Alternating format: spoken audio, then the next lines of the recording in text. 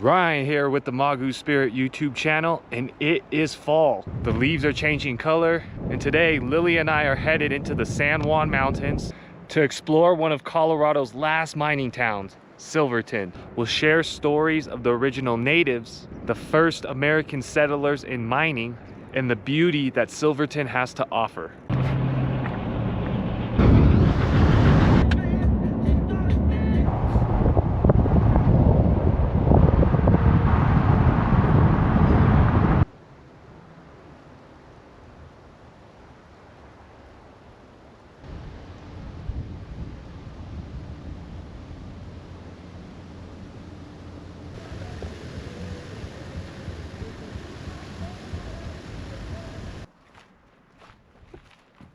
So here we're about 10 miles out from Silverton at about 11,000 feet. You can see the beauty of the mountains here. There's a few lakes and things down out there. The Ute people use these mountains because there's a river that runs down there. And that river, the Animas River, carved the canyon that made Silverton and its mining possible. Oh, and I forgot, that is Molass Pass overlooked.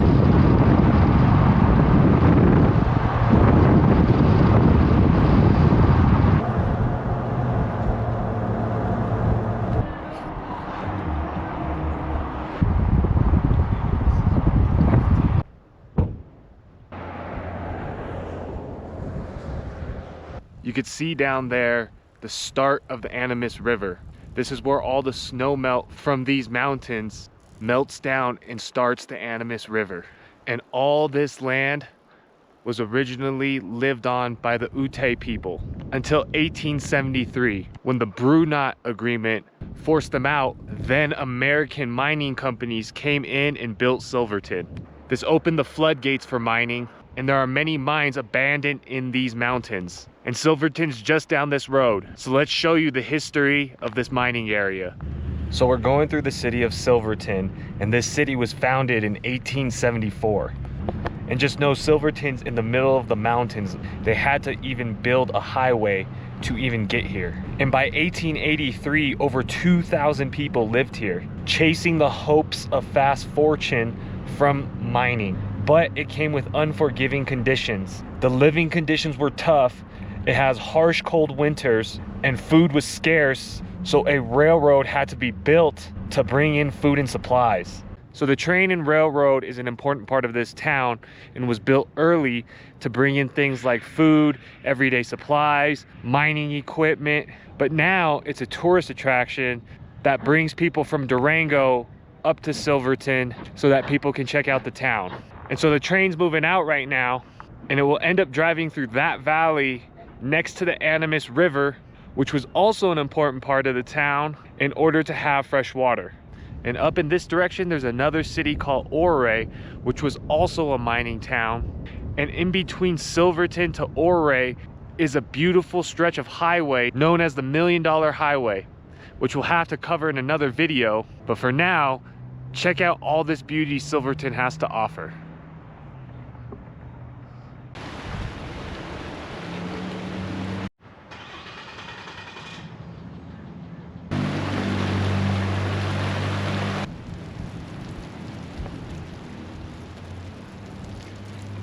You can see they relied heavily on trains, and here's a restored one.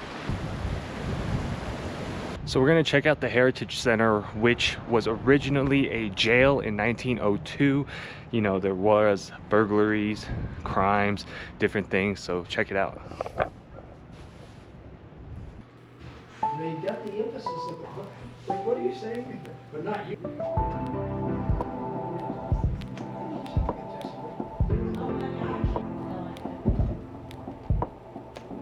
Fashion back then.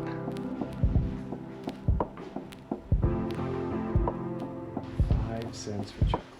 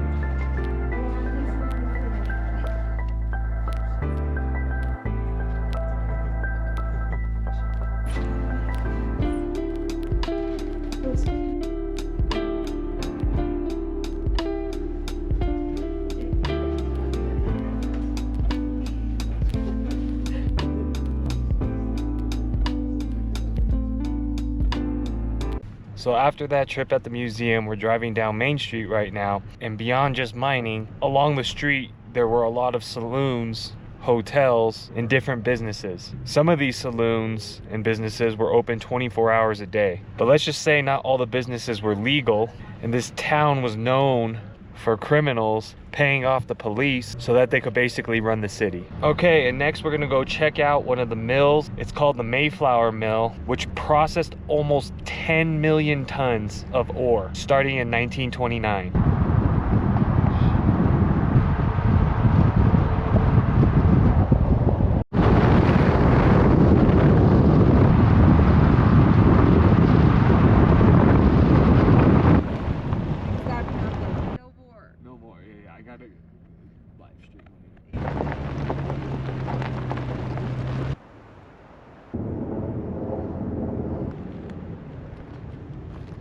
So we're gonna check out the mill real quick. This is where they would crush down the rock and process it so they could get the things like gold, silver, and other minerals they were looking for.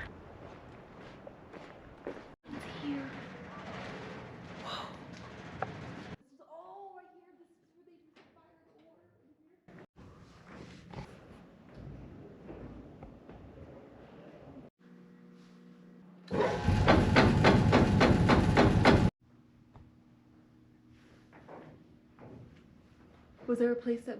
All right, that was pretty fun. I want to learn this process and do a deeper video on it next time on the actual mining process itself. So that'll be a fun project. We'll have to come back. All right, so that was some of the main attractions in Silverton. There is a lot more to do, so we'll have to come back on another video. Check out some of these cool scenic stops around Silverton, which honestly are just as breathtaking as the city itself. Check this out.